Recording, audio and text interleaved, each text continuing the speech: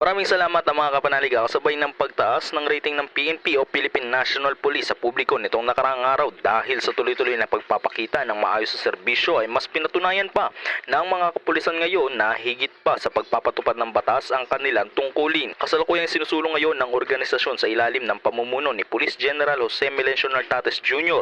ang mas matibay na pananagutan, profesionalismo at malinis sa serbisyo sa mamamayan. Pinaigting ng PNP ang kampanya laban sa mga tiwaling kapulisan sa loob ng kanilang hanay at mahigit 1,500 personnel ang napatawan ng iba't ibang parusa, kabilang ang daang-daang natanggal sa serbisyo bilang bahagi ng patuloy na paglilinis sa organisasyon. Habang isa din sa mga naging mahalagang hakbang ng PNP ang pag-aresto sa dating pulis na si Rafael Dumlao III kaugnay sa kaso ng pagdukot at pagpaslang sa South Korean businessman na nagpapakita ng walang sino man ang dapat makaligtas sa pananagutan sa ilalim ng batas, may posisyon man o wala. Mabilis din na tumagon at rumisponde ang libu-libong pulis sa search and rescue operations sa naganap na lindol sa Mindanao, habang ilan naman sa mga ito ay namahagi ng ayuda at nagbabantay sa mga evacuation center upang matiyak ang kaligtasan ng mga apektadong mamamayan. Ayon sa ilang komento ukol dito, bagamat marami pang hamon na kinakaharap ang mga kapulisan, malinaw na isinusulong pa rin na kasalukuyang liderato ang mga reforma, pananagutan at mas mahusay na serbisyo para sa kapakanan at kaligtasan ng mga mamamayang Pilipino. Para sa Veritas 846, ang radyo ng simbahan, akong inyong kapanalig, Justin Gildo. Sumayin nyo ang katotohanan.